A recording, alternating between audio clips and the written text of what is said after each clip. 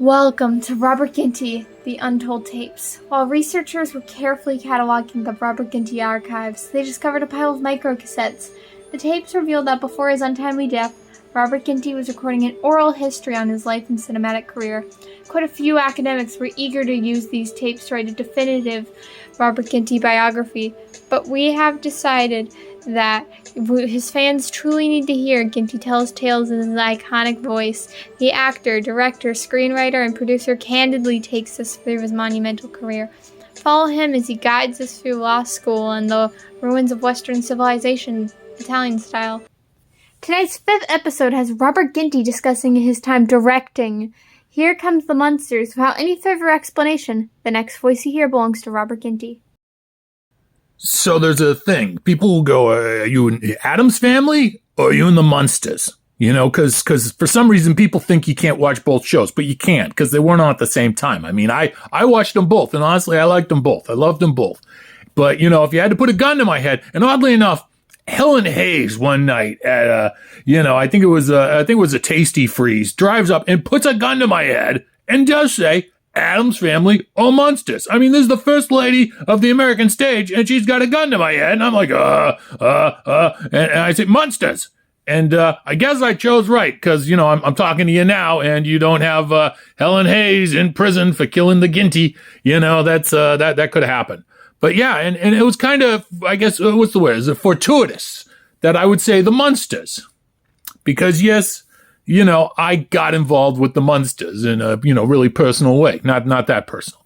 But, yeah, one day, I get a phone call from my agent, and he says, hey, Ginty, you got to go down to the studio. They want to talk to you about the Munsters movie. I said, what about it? They want me to star in it? I'm going to play, Herman? What do they want? No, they want you to direct. And bam, ka-ching. Oh my God, my eyes light up. I'm like, I will be there to yesterday, kind of thing, right?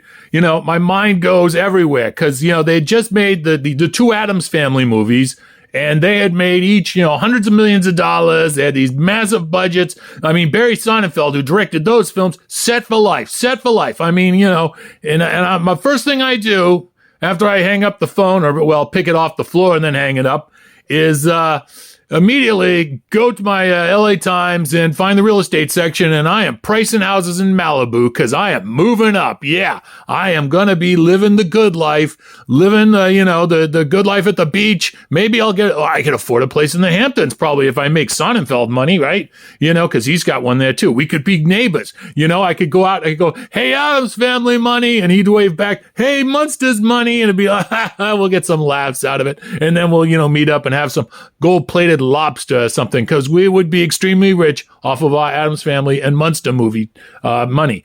But so I'm just excited. I'm excited. I've already got 4 places picked out. I've already called a realtor and said, hey, let's can we do a tour next week? Because I'm going to be rich. I'm going to be extremely rich. I'm going to have Munster money. So it was great. So I go over to the studio the next day, and I drive in. I mean, I'm treated like a god. They had my name at the name of the gate. It was like, oh, Mr. Ginty, come on in. We're expecting you. Which is always a good thing to hear instead of the usual, oh, we're making one of your movies again, are we? So, it was kind of good, because I'm a director. As I said, when you direct, it's different from acting, but it's, you're still there. You have to go to the lot.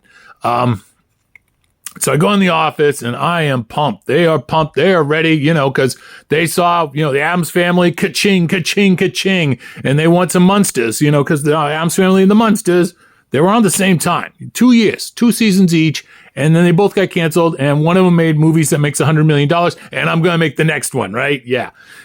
And I sit down in there, and and they're like, we've they've already got most of it set up. They got the script, and they've got the cast too. Oh, and it's a great cast. I'm telling you. They go first off, Edward Herman. Edward Herman, you might know him from Lost Boys, right? He's the guy in Lost Boys. But what was great was because I love Edward, and but I call him Herman because he's playing Herman Munster, and it's his last name. So this way, I don't have to confuse nobody. If I yell, Herman, do this. Herman, do, and it worked out. It's kind of like Tony Danza, how he lucks out and getting all those roles for guys named Tony.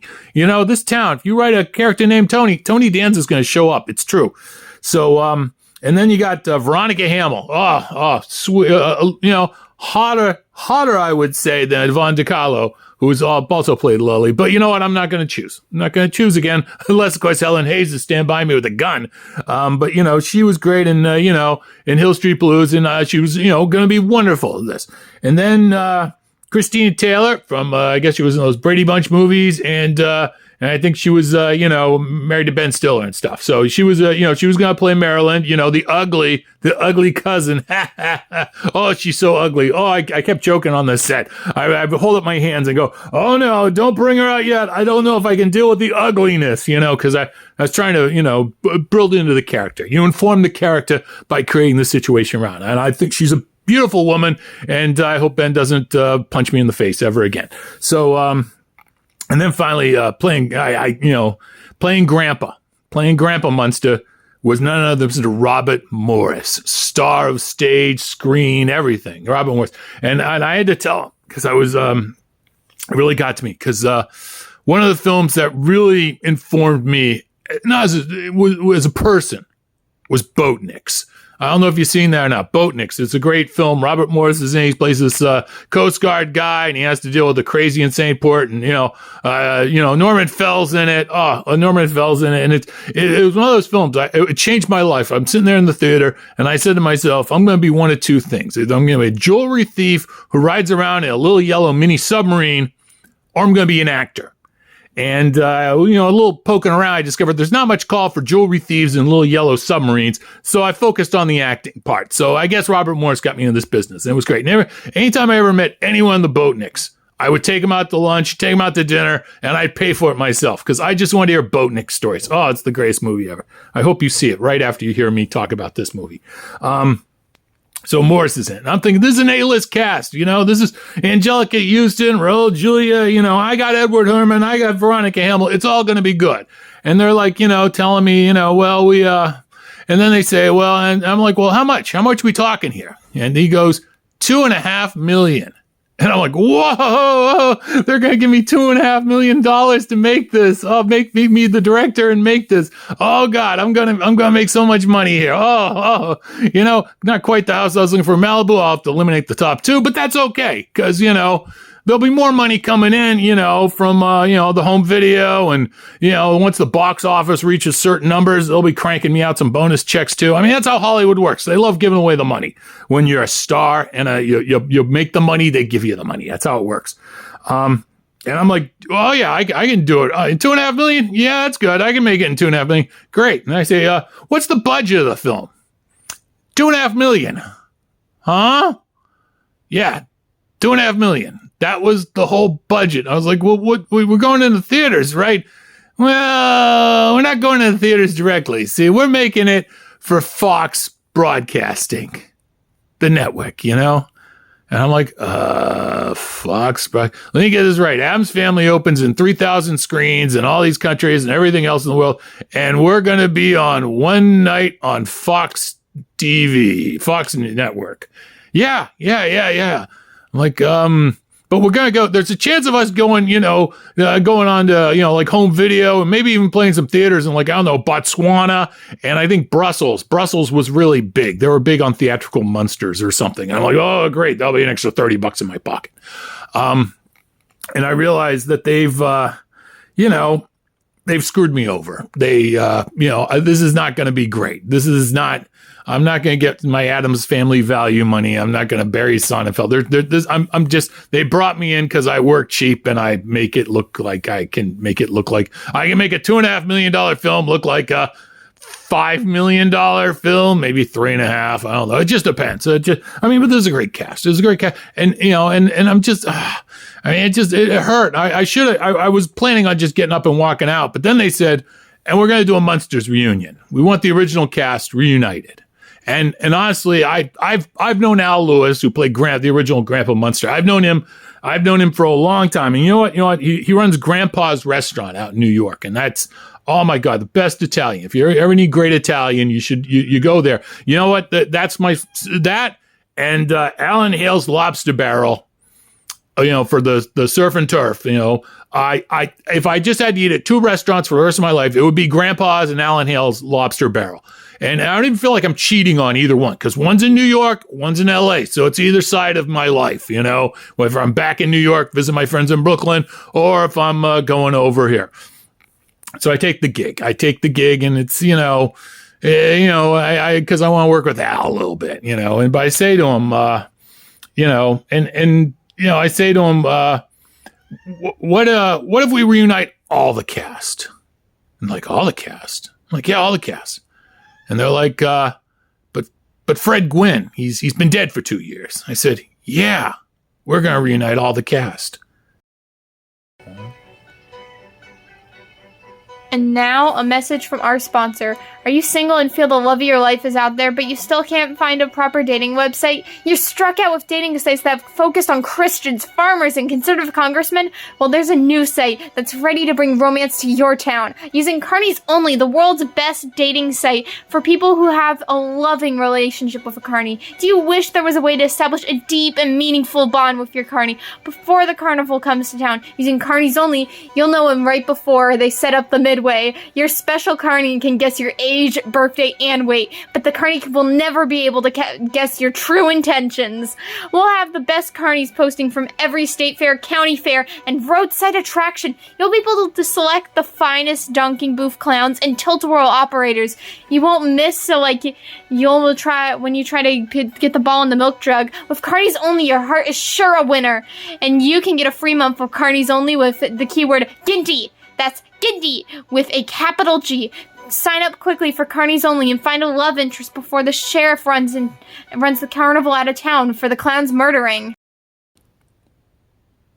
So they're kind of weirded out when I say, yeah, we're going to reunite all the cast, including Fred Gwynn. And one of the guys is like, well, so what are you going to do? You're going to, you're going to just have somebody dress up like Fred? Are we going to have like a picture of him? Or are we going to try to, it was early days of CGI. We're going to try to grab footage of him from something else and make it work into the film. No. We're going to have Fred.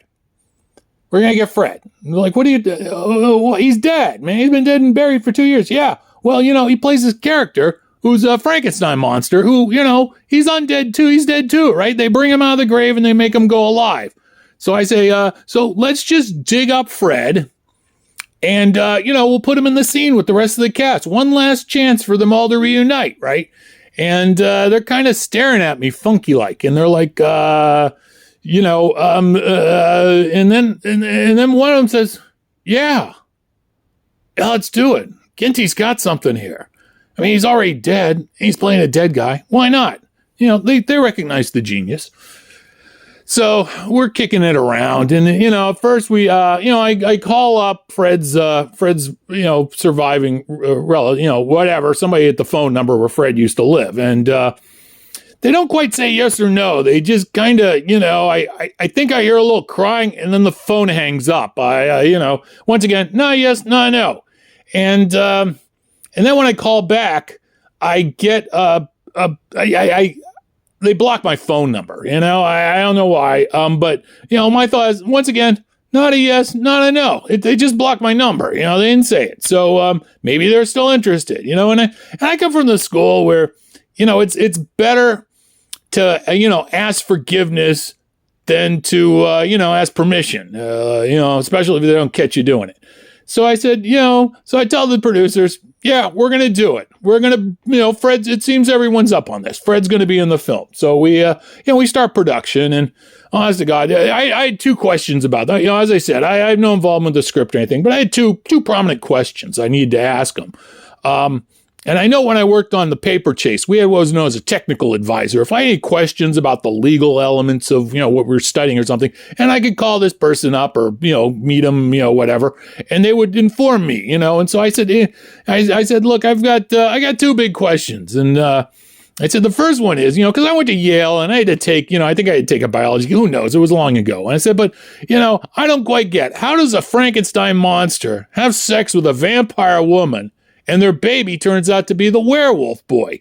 And then what's your other question? I said, I just want to know, how the hell does Frankenstein's monster anyway knock up, a Dracula woman? Because, I mean, how does this junk work? I mean, did they pull the junk off somebody else? Is it already his dead junk? I mean, he's had ball sack dead for a couple of weeks. I mean, can this really happen?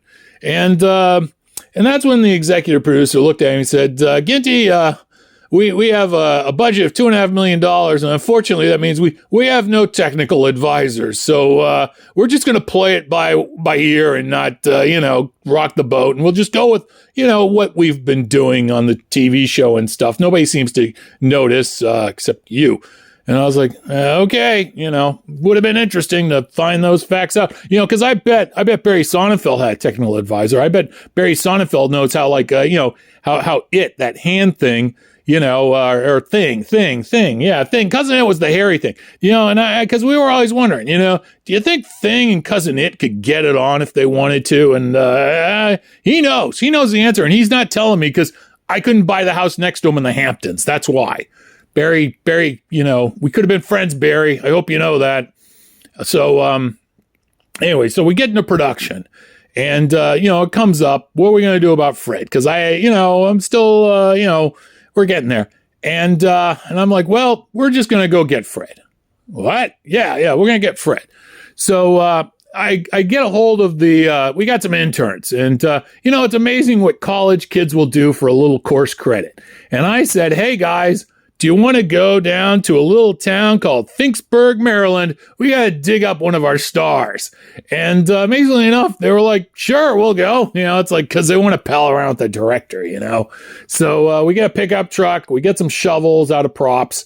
And we drive over to Finksburg because, that's where Fred Gwynn's buried. And we dig him up.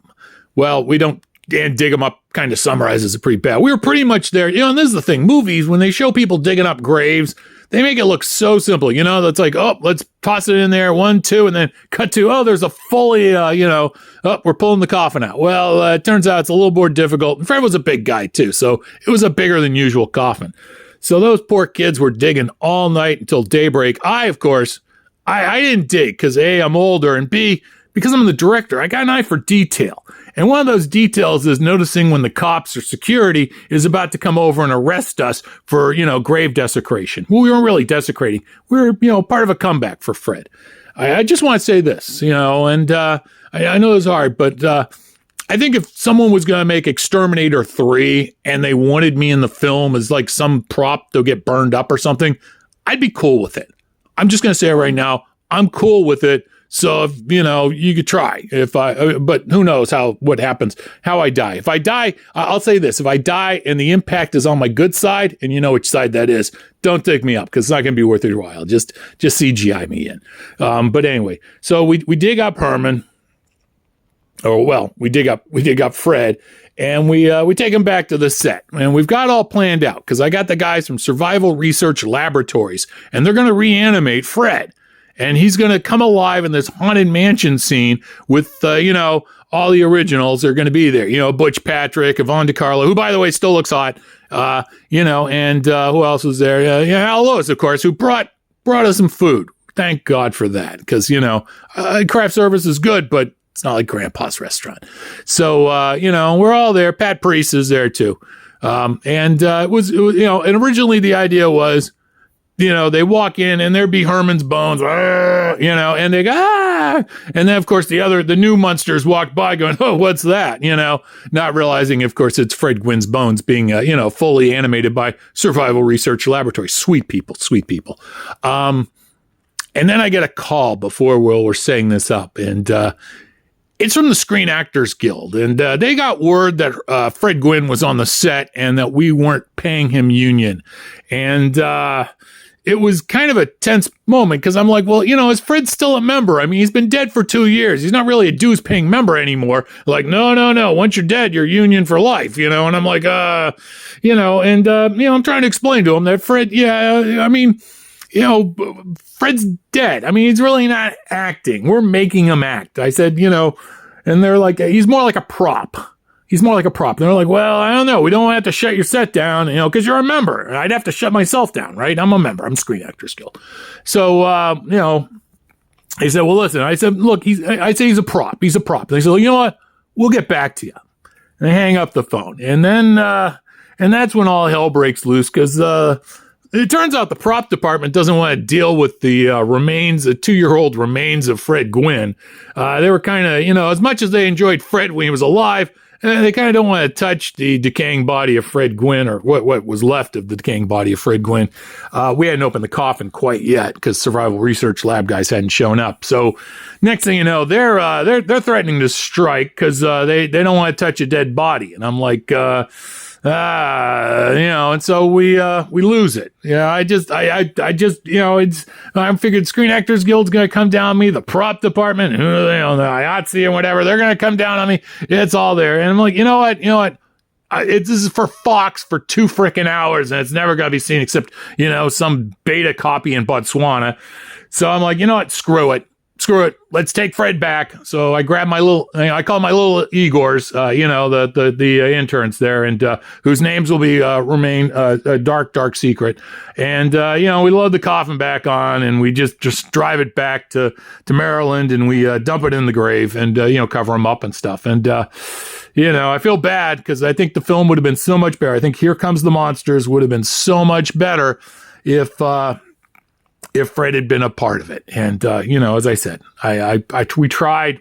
And oddly enough, I noticed that Fred's grave is now unmarked, and I'm worried that we had something to do with it. This has been the 5th episode of Robert Ginty, The Untold Tapes. Here Comes the Munsters. Robert Ginty, The Untold Tapes is a production of Ginty Worldwide Domination Experience. If you want to know more about Robert Ginty, why not visit your local library? Well, librarians are always eager to tell you about Robert Ginty. Robert Ginty, The Untold Tapes, does not contain any real Robert Ginty, but these stories could be told by Robert Ginty. He did direct Here Comes the Munsters, but he probably didn't dig up the body of Fred Gwynn. Copyright 2022, voices are Josie Corey and Joe Corey.